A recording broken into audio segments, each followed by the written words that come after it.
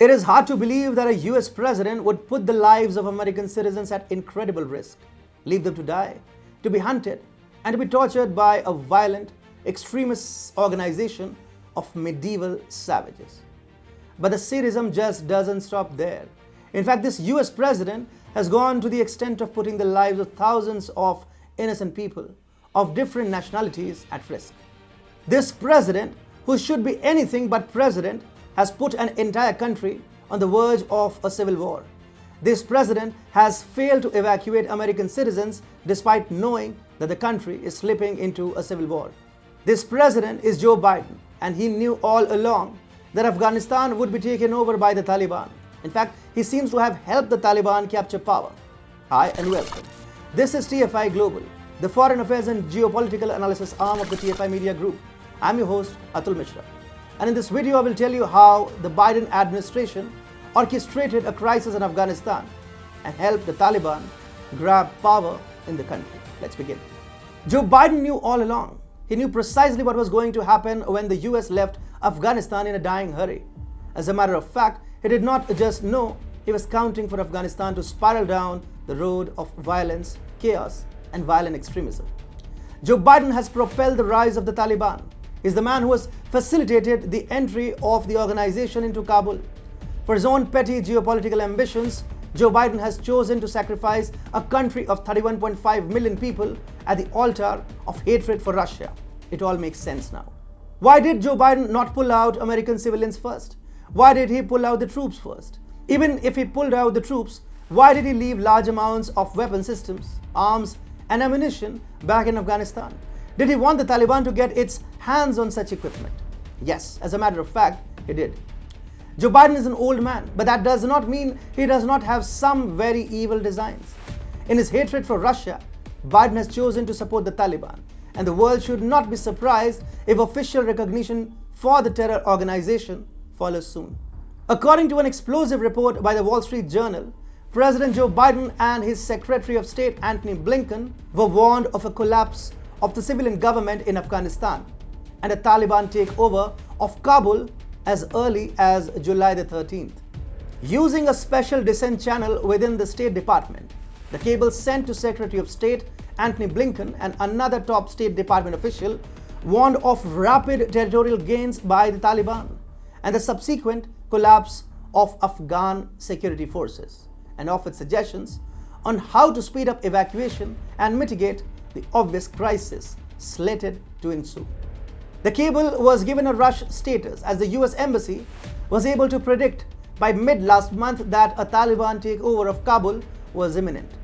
There is clear evidence that the Biden administration waited for the situation in Afghanistan to turn from bad to worse.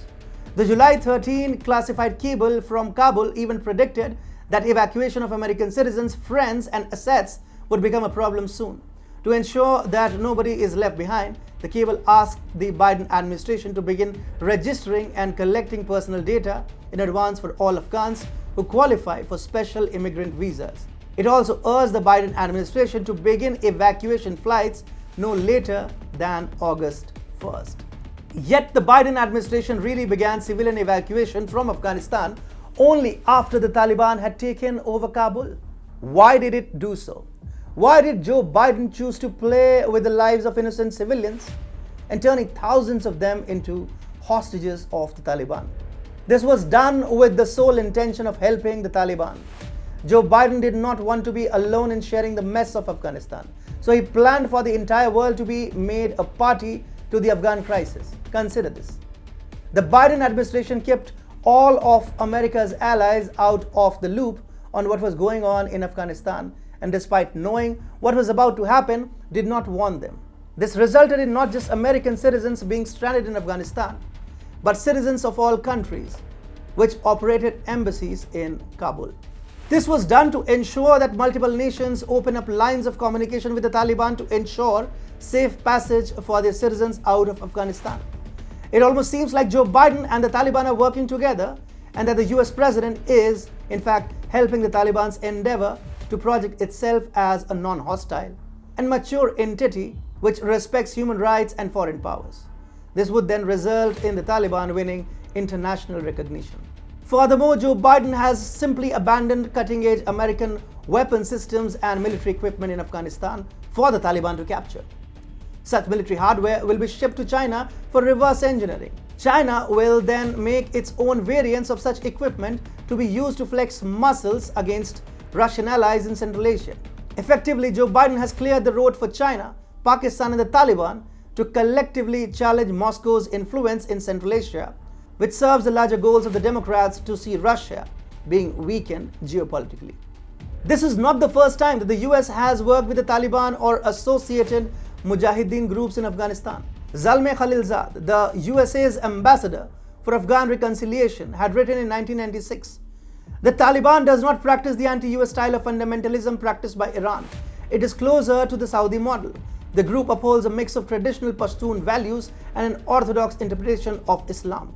The departure of Osama bin Laden, the Saudi financier of various anti-US terrorist groups from Afghanistan, indicates some common interest between the United States and the Taliban.